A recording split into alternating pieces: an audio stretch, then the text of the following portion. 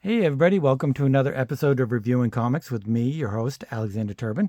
Today we're going to be going over Tragg and the Sky Gods, number 9 from Whitman Publishing. But before we get into that, I'd like to show you my own work. This is Random Access. It's a full size, usually full color, but not this month.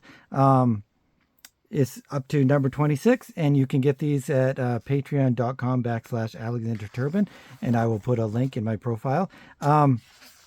Or in the description rather. It's like I said, it's 12 pages and it's usually full color, but this month I've opted for black and white because I have to catch up on some of my other projects that I'm working on. And then next month will not be color as well, but then the month after that it will be going back to full color. So when it goes back to the Cyrene story, it will be full color.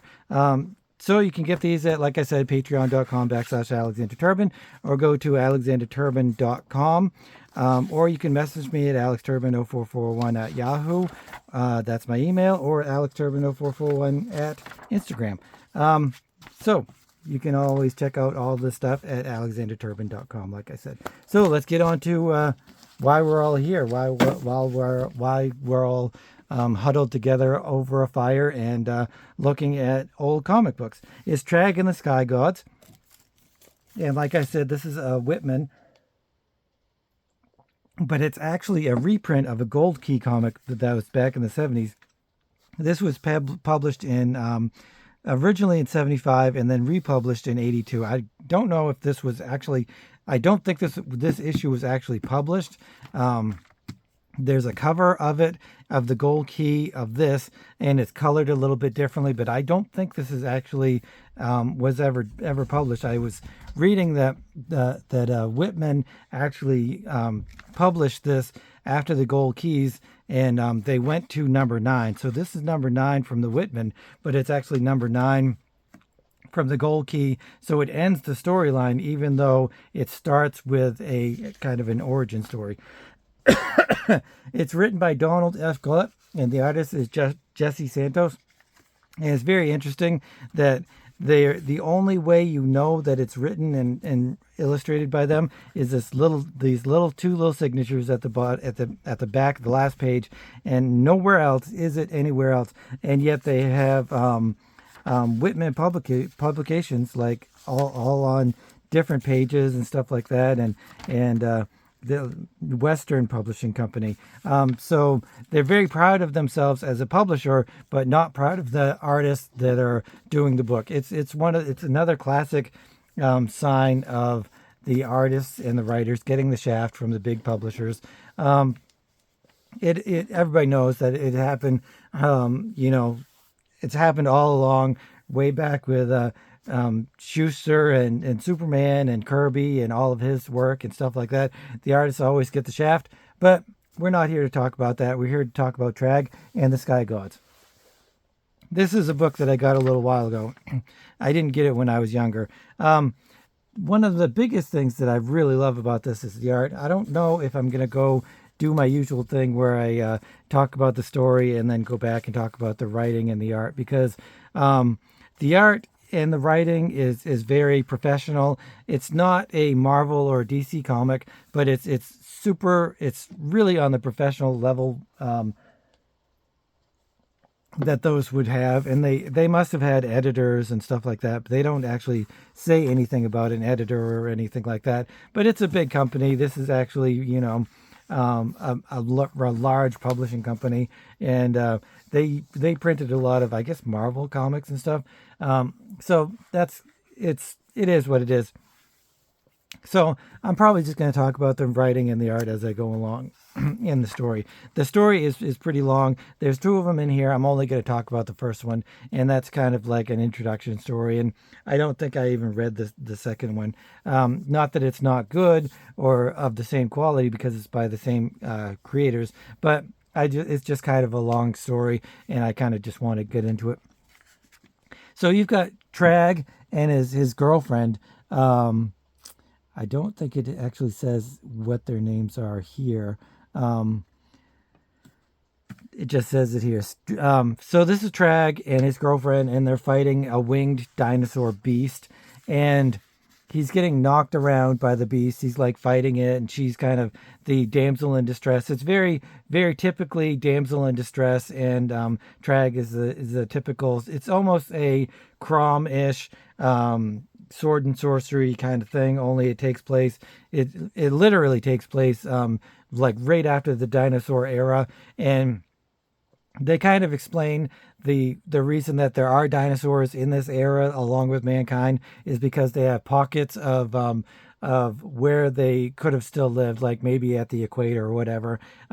So even though dinosaurs and man were separated by millions of years, they're saying that there's still parts of the world where there were dinosaurs, and there are crocodiles and there's birds, and so there are sources of dinosaurs and remnants of dinosaurs even today. So that's totally possible. A la Marvel's Savage Land up in the North Pole or wherever it is, Antarctica. I can't remember whether it's North Pole or Antarctica.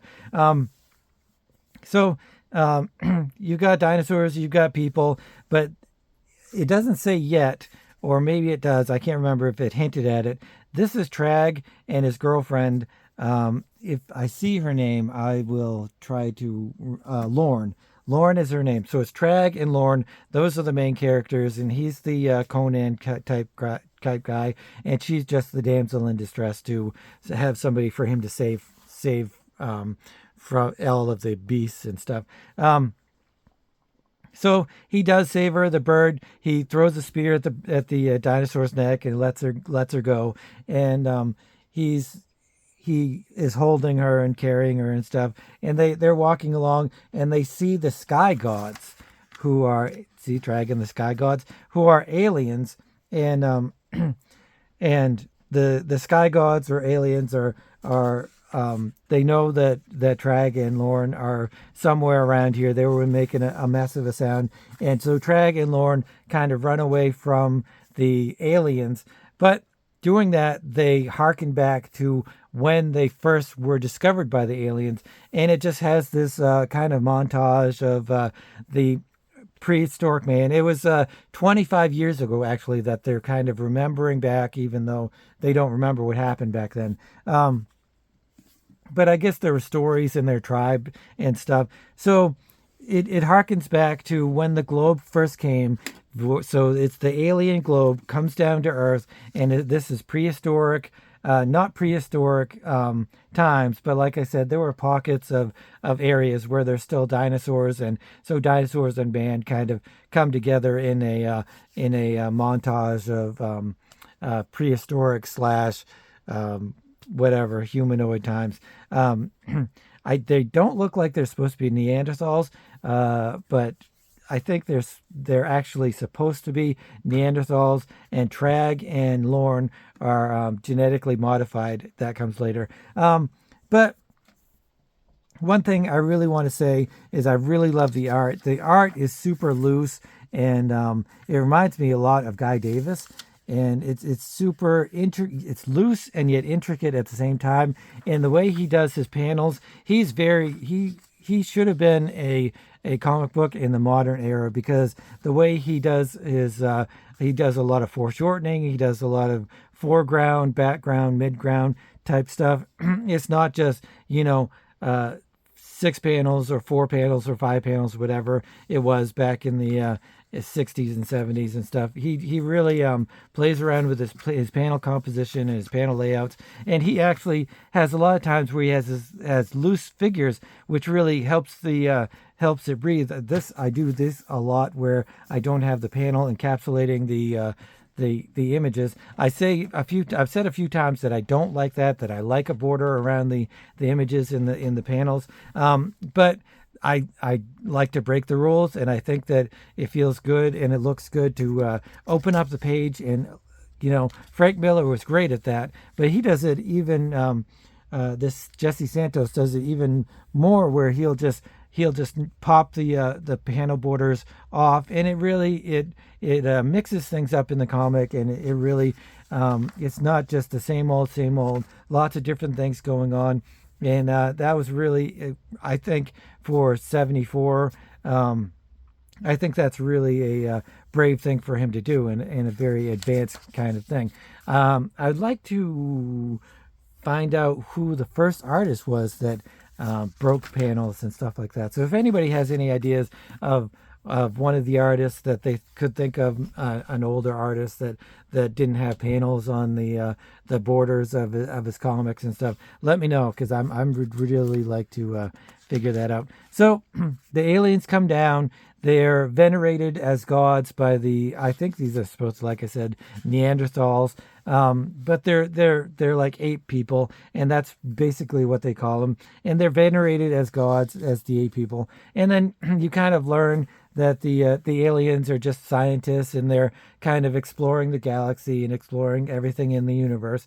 And they're having a little discussion about how barbaric and how monstrous these beasts are. They're not even people; they're beasts. They're just they kind of look like the aliens and humans in modern times, but they're really not. They're just controlled by their greed and their lust, and all they care about is food and sex and stuff like that. And so they two of the aliens decide to grab two of the women and hypnotize them and do some genetic experimentation on them. And they call it the evolvo beams, where they are having some sort of evolutionary chain reaction in their bodies. They're changing them genetically to make them more advanced from the Neanderthal type creatures that they came from. So they unhypnotize them and send them on their merry way, and it's really just an experimentation for the aliens. Then they say they're going to leave and come back 25 years later and see what has come of them. They actually don't leave until the two women that they hypnotized and captured are reintegrated back into the society of the tribe, and they have two children. So they're two different children from two different mothers. I was a little bit confused by that at first, thinking that Tragg and Lorne were brother and sister, but they're really they're mates because they're evolved mates. So they kind of just gravitated towards each other. Although it does say that they have a special bond with the way they're evolved and stuff. So the globe people, or the aliens, decide to take off, and like I said, they're going to come back 25 years later and see how their evolved creatures have come along. So Tragg and Lorne, they grow up, and as in all societies, anything that's different or changed from what's normal, they are kind of cast out and seem like they're not really appreciated, and they're witchery and all that kind of stuff. So the leader, he wants the gods to come back because they're gods. So they left 25 years ago, and he wants them back, and the only thing he can think of is to get Tragg and Lorne out of there and maybe kill them or banish them, but he really wants to kill them. So somebody is, I think it's their father or brother or something, going to warn Tragg, but before Tragg and Lorne can defend themselves, they're set upon by the tribe and the leader of the tribe, and he says, slay them. They go through this battle, which is really pretty cool. The musculature and the anatomy and everything, and the way everything is put together, the layouts and stuff, it really harkens back to Frank Frazetta. I think this guy is obviously a Frazetta fan, and a lot of the stuff that he's doing is Frazetta-esque. I don't know. This was in 82, actually, but originally done in 74. So I'm not entirely sure when Frank Frazetta really became popular as a fantasy artist. I'll have to look that up, because I am going to go through some Frank Frazetta art. Obviously, he's probably one of the greatest of all time.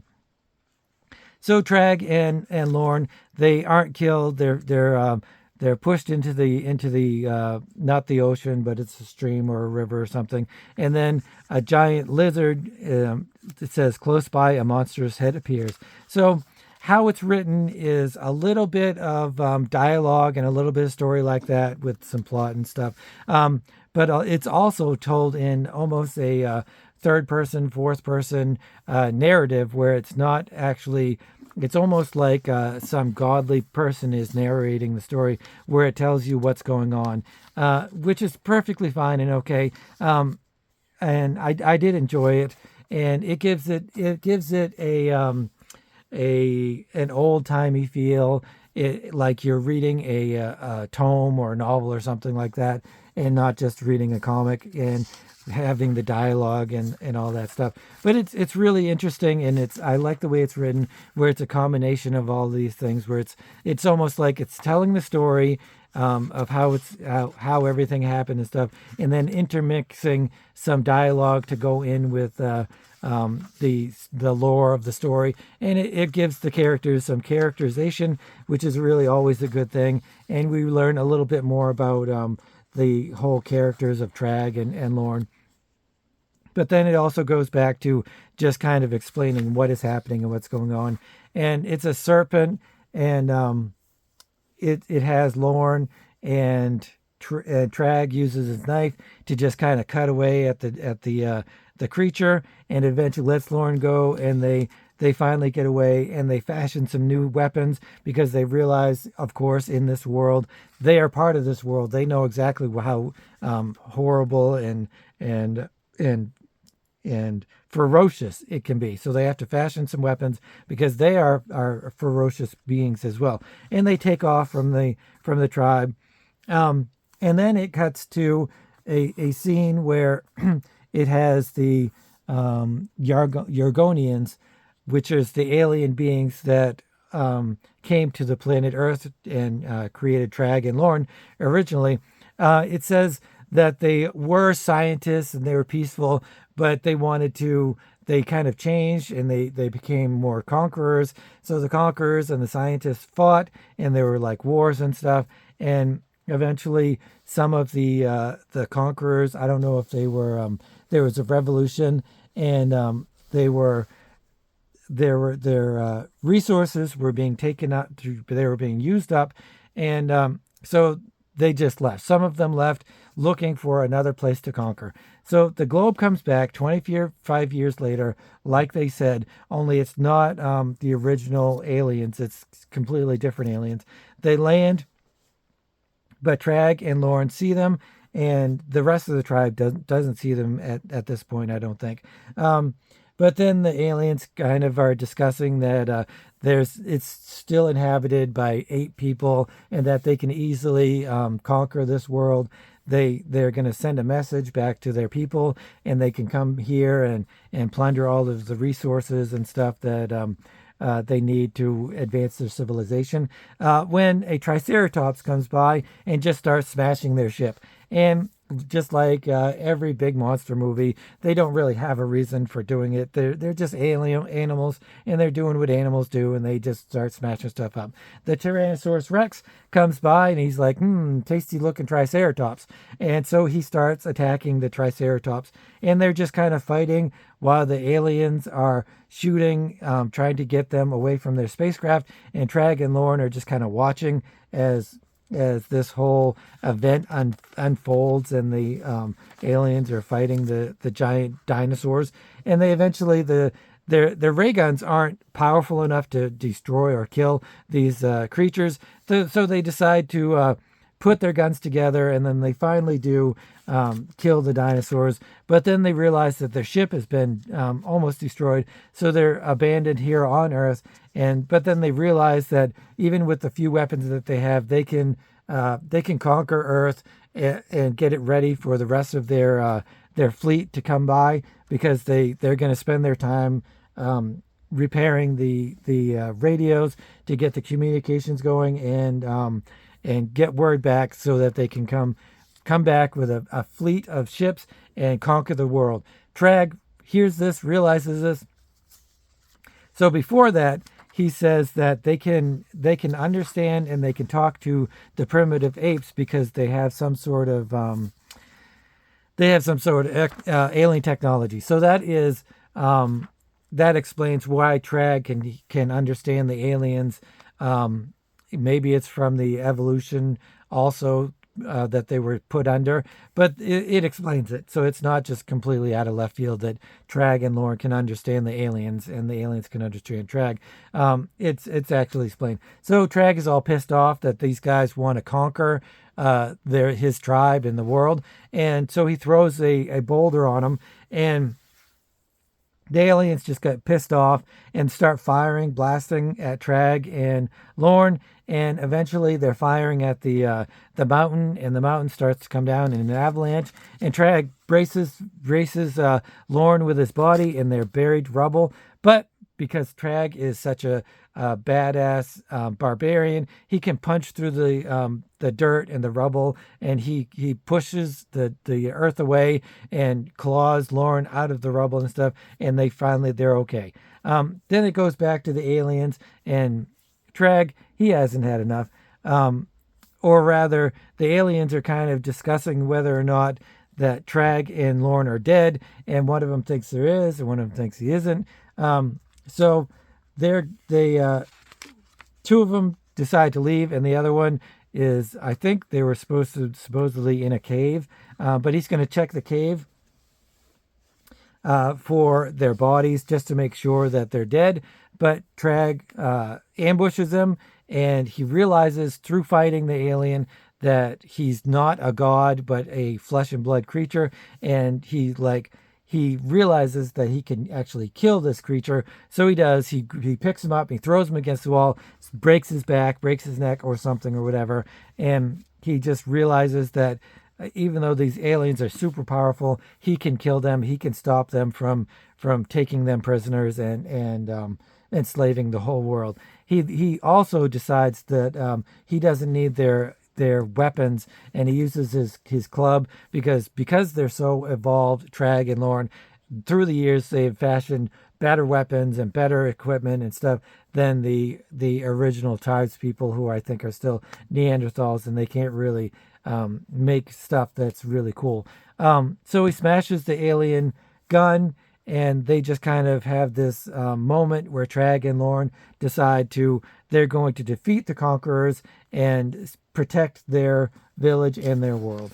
And then that is the end of the first story. And here's the Race Against Death. It's just basically, I think, I didn't really read it. I think it's just a little adventure of Tragg and Lorne, and there's some sort of, they're just surviving in their world. And I don't think anything really happens. I'll get back to you if I read it and there's something really worth talking about. But I really enjoyed this book. I especially enjoyed the art. The story is, it's a 74 comic. And it reads like a 74 comic. It's very standard sword and sorcery-esque kind of stuff, Land of the Lost kind of stuff like that. But who doesn't love that? So it's classic. It's got some really great parts about it. The dialogue isn't too much, but it's it is what it is. It's 1974 aliens talking with a little bit of Flash Gordon and a little bit of Buck Rogers thrown in there. So it's got that old timey dialogue, alien dialogue. They called their ship the Sphere Ship. It doesn't have any kind of technological name or anything like that. And their weapons and their dialogue and their equipment and stuff, it's just kind of a little bit of a older style, which is perfectly great. I love that. But like I said, some of the panels and some of the art is spectacular. And that's really the main reason why I wanted to go over this, is because I really love the art. This Jesse Santos is really a fantastic artist. It doesn't have one of the things it doesn't have is it doesn't have some of the depth that modern artists have. I think modern artists have really stepped up that part of the comic book game. Is you look at a Marvel or a DC or whatever comic, it really has a lot of depth, a lot of foreshortening, a lot of energy and stuff like that. And some would say that's not a great thing. Some would say that is a great thing. I don't know. We'll have to get into that at some point. But I like the characters. I like Tragg. I like Lorne, and it's like I said, it's a very specific story of a sword and sorcery type of thing. So I did enjoy it, and I loved the art, and I really liked the story. So if I see more Traggs, I'm definitely going to get them. especially, I mean, obviously they're older comics, and you always want to pick up older comics like that because they're awesome. Cavemen versus aliens in a savage world. What more do you need than that? So it's really fantastic. I really love the art. It's really, I'm going to use the word janky, but it's not in a negative or anything like that. It is janky looking because he wants it to be janky looking, and everything is purposeful about it. He looks like he could be a European artist. I'm thinking it has a Mobius or a Bilal type feel to it, with not a whole lot of dark blacks and black spotting, but a lot of line work. I think it may have not been done with a brush, but with a pen nib. That's just my guess. Let me know if anybody knows any differently. So I really enjoyed it. I'm going to give Tragg and the Sky Gods. I can't give it too much because it is what it is. And it never became anything more. There's only 9 issues. So I'm going to give Tragg and the Sky Gods an 8. I'm basing most of that on the art, and I really love the art. And so that it punches it up to an 8. It would probably be maybe a 4 or 5 if it had been some weaker artists or something a little bit less interesting. Not so much a weaker artist, but he's an interesting artist. He's got a really great style and a lot in his bag of tricks that he uses that is really cool. So I'm giving this an 8, and I would definitely buy more Traggs in the Sky Gods, but I recommend it anyway. I don't think there's a trade paperback or anything like that. But if you see them out in the wild, I got this in the dollar bin. I'm sure I'll see more eventually, but I will get them. So if anybody out there really loves Tragg, let me know what you think. Or if you hate Tragg, let me know. And if you don't like or do like Donald F. Glut and Jesse Santos, let me know that too. And what do you think of the Whitman reprints? Are they better or worse than the Gold Keys? I really want to hear from you guys. Tragg and the Sky Gods, 8.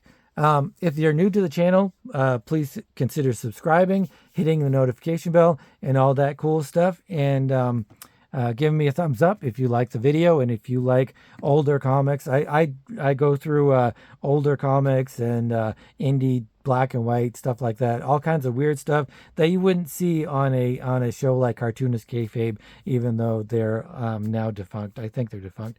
But let me know what you guys think, and thanks for watching, and have a great week. And I hope your holidays were fun and festive, and let's get back to reading and reviewing some comics, and have a great week, like I said, and keep on creating.